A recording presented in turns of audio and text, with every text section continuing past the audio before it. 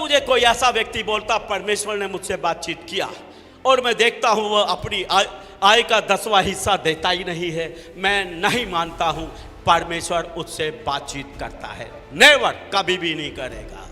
अगर आप चाहते हैं पवित्र आत्मा आपके ऊपर उड़ेला जाए, अगर आप चाहते हैं आप नबूवत करें, आप परमेश्वर की आवाज को सुने, परमेश्वर की इच्छा को जाने, अगर आप चाहते हैं आपके घर से गरीबी, कंगाली, समस्याएं, पीड़े, विपत्ति आपके जीवन से दूर हो,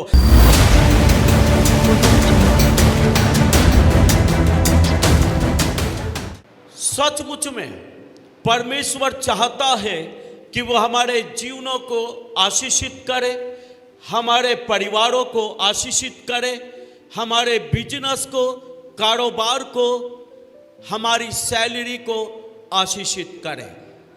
लेकिन बहुत बार परमेश्वर के लोग अपने आप ही उन आशीषों को रोक देते हैं जो परमेश्वर उन्हें स्वर्ग से देना चाहता है। अपने आप ही अपने कामों से रुकावटें पैदा कर देते हैं। आज मैं फिर से एक आशीष के रास्ते को दोबारा बताना चाहूंगा। यह आशीष का मार्ग कई बार मैं इस कलीसिया को बता चुका हूं, फिर से बताना चाहता हूं। आशीष का उत्तम मार्ग, और जिसके बिना एक विश्वासी आशीषित हो ही नहीं सकता है। मैं उस विषय को आज फिर से आपके सामने दोहराना चाहूंगा, और वो मार्ग है अपनी कमाई का 10वां हिस्सा देना।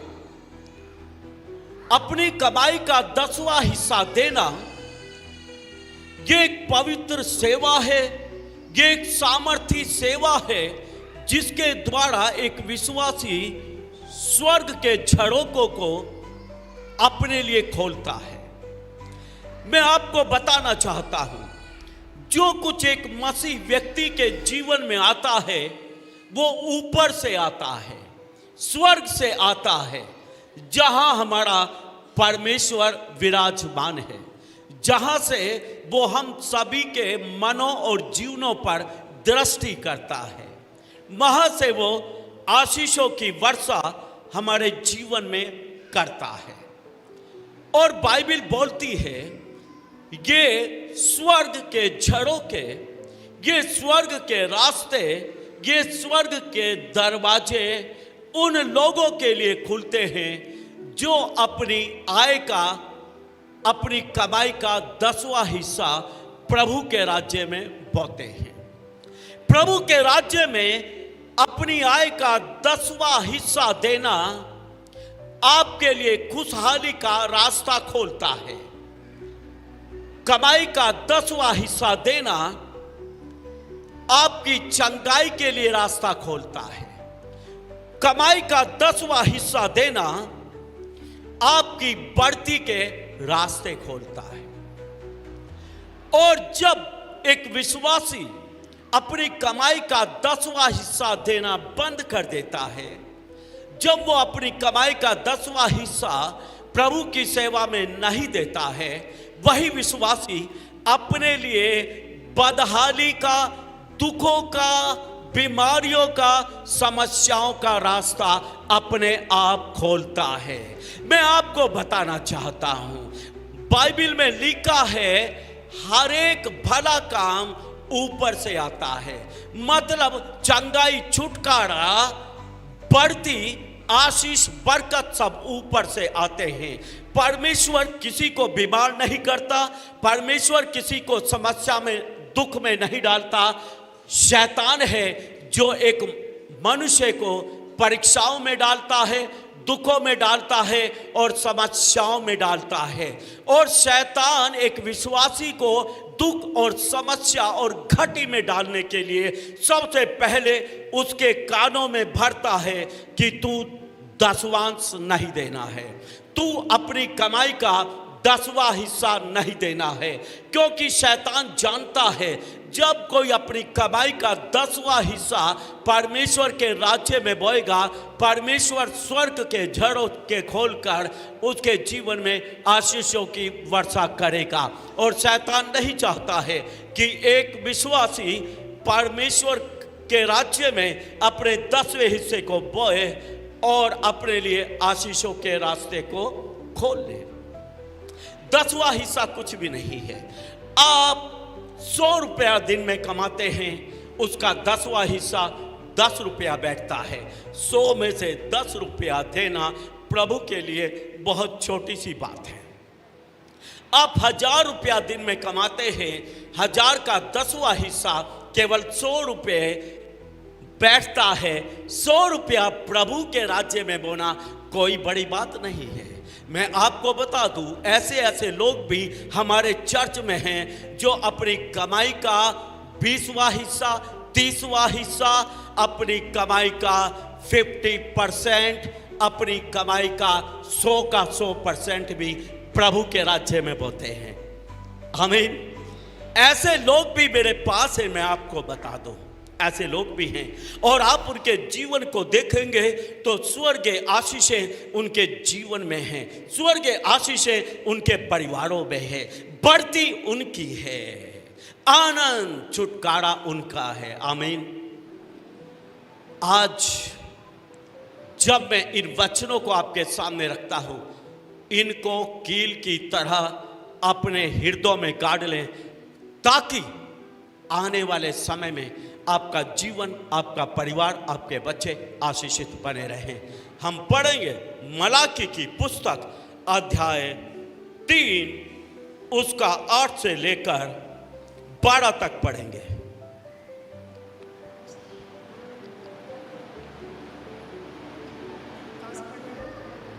आठ से लेके 12 तक। क्या मनुष्य परमेश्वर को धोखा दे सकता है? पर देखो, तुम मुझको धोखा देते हो और तो भी पूछते हो, हमने किस बात में तुझे लूटा है?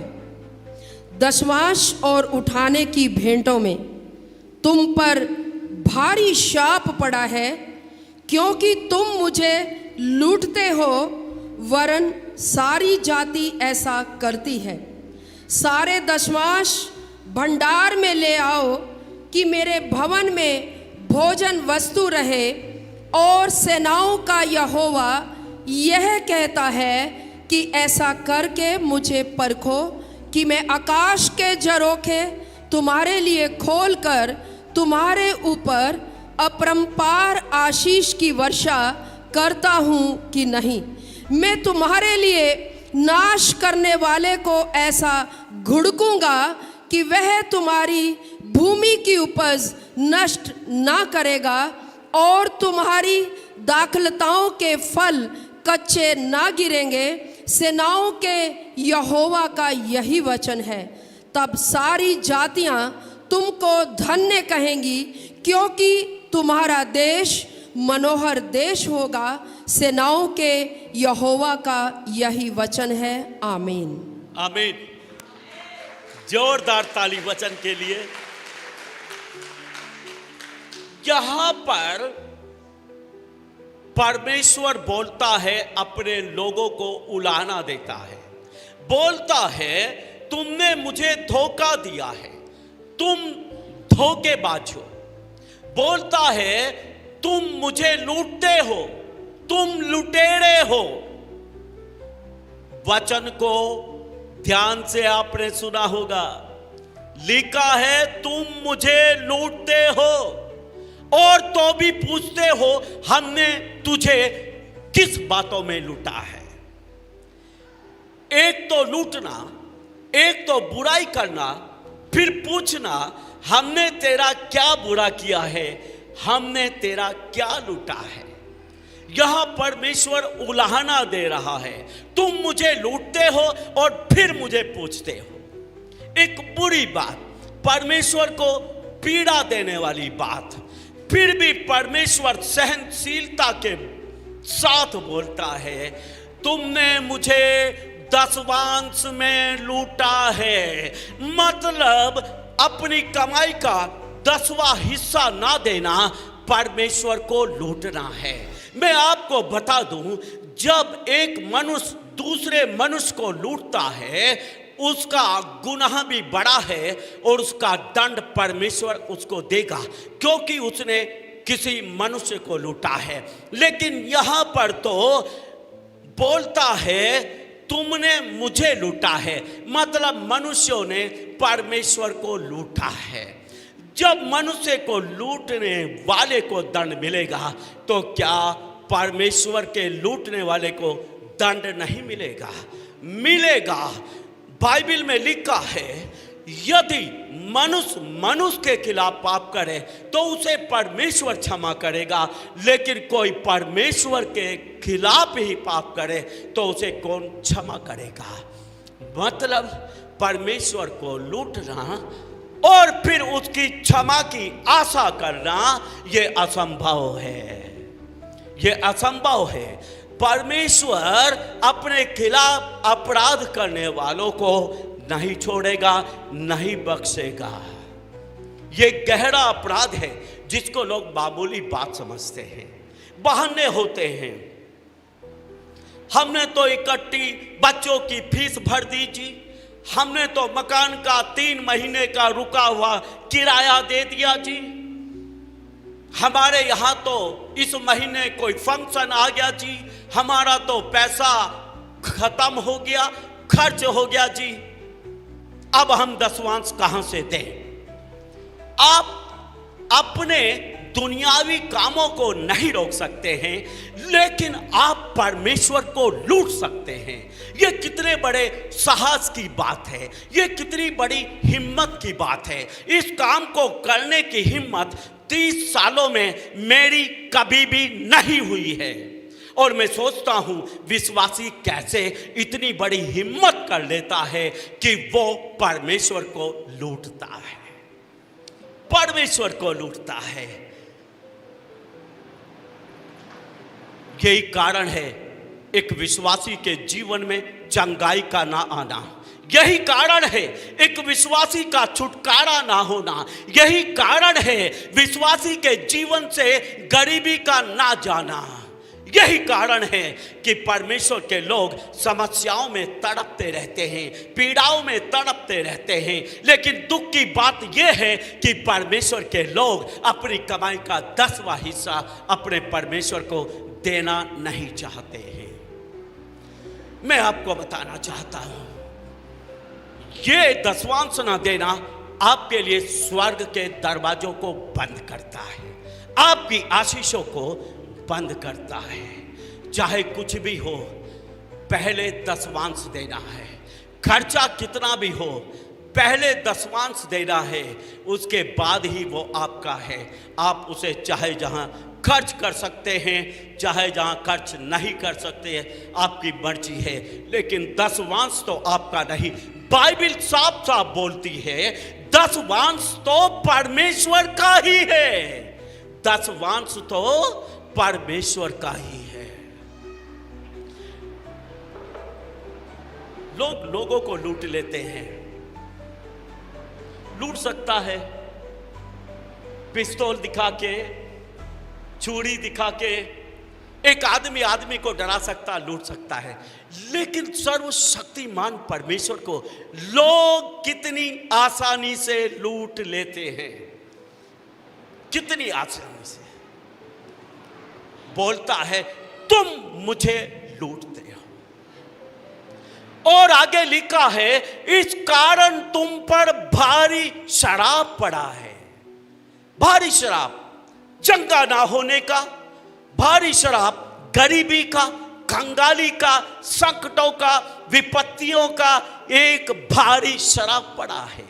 घर से दुष्ट आत्माएं नहीं जाती हैं, घर से गरीबी नहीं जाती है, जीवन से असफलताएं नहीं जाती है, बढ़ती रुक जाती है, क्योंकि भारी शराब पड़ा है। ये परमेश्वर बोलता है दसवांश ना देने से भारी शराब पड़ता है। और दसवांश देने से क्या होता है? आगे बोलता है, सारे दसवांश भंडार में ले आओ, सारे दसवांश भंडार में ले आओ और मुझे परख कर देखो कि आकाश के झरोखे खोलकर तुम्हारे लिए आशीषों की अपरंपार वर्षा करता हूं कि नहीं। हालेलुया। एक तरफ दसवांश ना देने से भारी श्राप पड़ता है, दूसरी तरफ दसवांश देने से परमेश्वर का हृदय खुलता है। दसवांश देने से परमेश्वर अपने स्वर्ग के झरोखों को मनुष्यों के लिए खोल देता है। बोलता है, अपरंपार वर्षा करूंगा। आमीन। अनलिमिटेड बहुतायात से, दसवांश देने से बहुतायात की बारिश होती है, चंगाई की बहुतायात की बारिश होती है, छुटकारों की बहुतायात की बारिश होती है, बढ़ती की बहुतायात की बारिश होती है, आनंद की, खुशी की बहुतायात की बारिश होती है, शांति की। क्योंकि हर एक वरदान, हर एक भली आशीष स्वर्ग से आती है और स्वर्ग दसवांश देने वालों के लिए ही खुलता है। आमीन, आमीन। दसवां देने से केवल धन की बढ़ती नहीं होती है, आशीष केवल धन की ही नहीं होती है। धनी लोग भी इस धरती के ऊपर श्रापित जीवन जीते हैं। मैंने बहुत सारे धनी लोगों को श्रापित जीवन जीते हुए देखा है, लेकिन मैं झुग्गियों में भी गया हूं।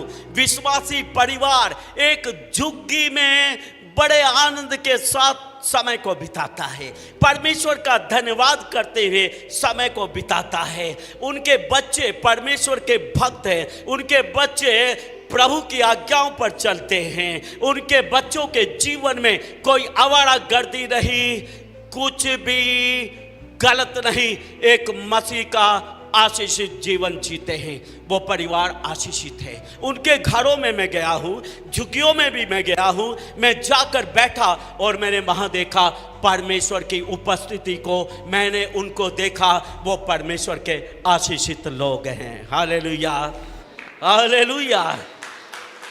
आशीषित होने का मतलब धनी होना नहीं है। आशीषित होने का मतलब है परमेश्वर की कृपा में बने रहना, परमेश्वर की क्षमा में बने रहना, परमेश्वर की दया अनुग्रह में बने रहना, परमेश्वर के छुटकारे के आनंद में बना रहना, स्वस्थ जीवन जीना और दूसरों को आशीषित करते रहना। ये आशीषित जीवन होता है। Hallelujah, hallelujah. लेकिन हर प्रकार की आशीष दसवांश देने से उतरती है। सारी आशीषें रुक जाती हैं जब एक विश्वासी अपने कमाई का 10वां हिस्सा परमेश्वर को नहीं देता है।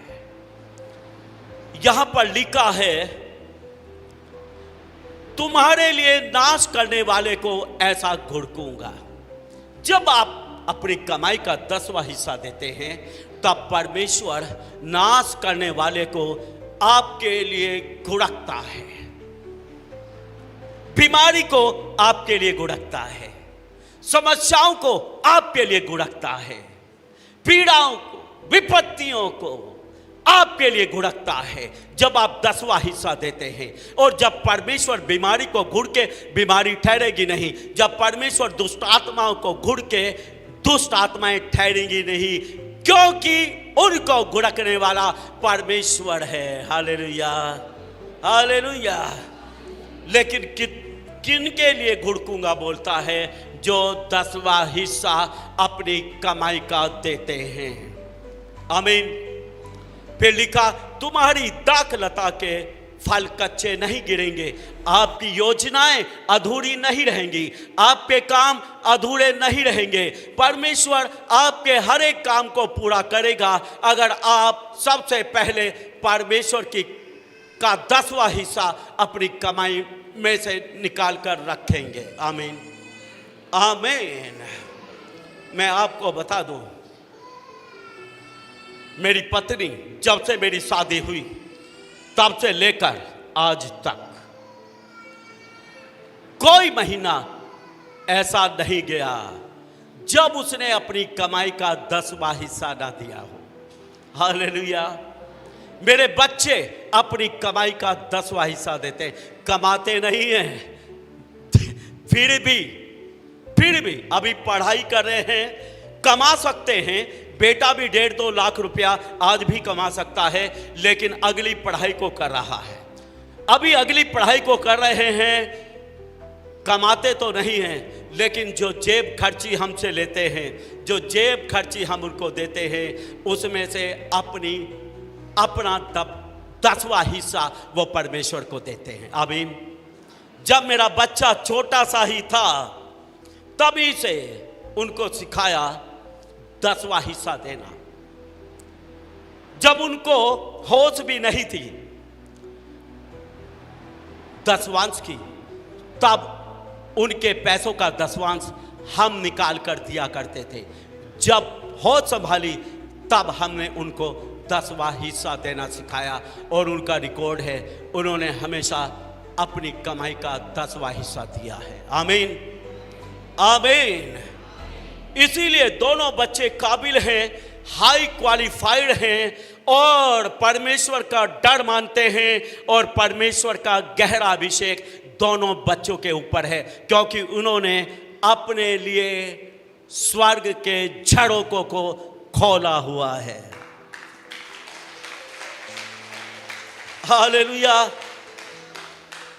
कभी कभी विश्वासी क्या, पास्टर क्या, सेवक क्या चाहते हैं पवित्र आत्मा की सामर्थ, पवित्र आत्मा के दान वरदान, भविष्यवाणियां करना, चमत्कार उनके जीवन से हो जाए, लेकिन वो अपनी कमाई का 10वां हिस्सा नहीं देते हैं। उनके लिए स्वर्ग के झरोखे खुले हुए नहीं हैं। पवित्र आत्मा के दान वरदान स्वर्ग से उतरते हैं, भविष्यवाणियां स्वर्ग से आती हैं, और स्वर्ग उन्होंने बंद किया हुआ है, क्योंकि वो अपनी कमाई का 10वां हिस्सा नहीं देते हैं, नहीं देते हैं। इसलिए दान वरदान नहीं मिलेंगे, नबूवत नहीं करेंगे, कोई भी स्वर्ग दान वरदान उनके जीवन से कार्य नहीं करेगा, नहीं मिलेगा, क्योंकि स्वर्ग से दान वरदान आते हैं। बाइबल में लिखा हर एक उत्तम वरदान पिता की ओर से आता है, ऊपर से आता है, और ऊपर के दरवाजे तो बंद किए हुए हैं, और भविष्यवाणी करना चाहते हैं,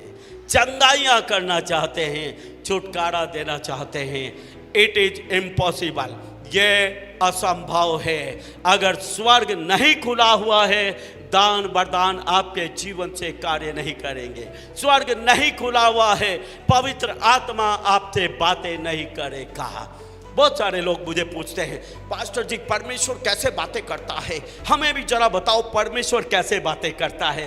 परमेश्वर उन लोगों के साथ बातें करता है जिन्होंने स्वर्ग के झरोखे अपने लिए खोले हुए हैं, जो अपनी कमाई का 10वां हिस्सा रेगुलर देते हैं। आमीन। जब मुझे कोई ऐसा व्यक्ति बोलता परमेश्वर ने मुझसे बातचीत किया, और मैं देखता हूँ वह अपनी आय का 10वां हिस्सा देता ही नहीं है, मैं नहीं मानता हूँ परमेश्वर उससे बातचीत करता है। नेवर, कभी भी नहीं करेगा। अगर आप चाहते हैं पवित्र आत्मा आपके ऊपर उड़ेला जाए, अगर आप चाहते हैं आप नबूवत करें, आप परमेश्वर की आवाज़ को सुने, परमेश्वर की इच्छा को जाने, अगर आप चाहते हैं आपके घर से गरीबी, कंगाली, समस्याएं, पीड़े, विपत्ति आपके जीवन से दूर हो, आप 10वां हिस्सा चाहे कुछ भी हो देने की ठान लें, कि चाहे कुछ भी हो पहले 10वां हिस्सा निकलेगा, उसके बाद ही खर्चा होगा। अगर आज आप इस बात का फैसला करते हैं तो परमेश्वर भी आपके लिए फैसला करता है कि वो आपके लिए अपने स्वर्ग के दरवाजे खोलने के लिए जा रहा है। हम आशा करते हैं कि आपको ये वीडियो अच्छी लगी होगी, और हम आपसे निवेदन करते हैं कि हमारी ये वीडियो अपने दोस्तों और रिश्तेदारों के साथ जरूर शेयर करें, ताकि वो लोग भी परमेश्वर की सच्चाई को जान सकें और आशीषित हों। और हम आपसे कहना चाहते हैं कि अगर आपने हमारे चैनल को सब्सक्राइब नहीं किया है तो जरूर सब्सक्राइब करें।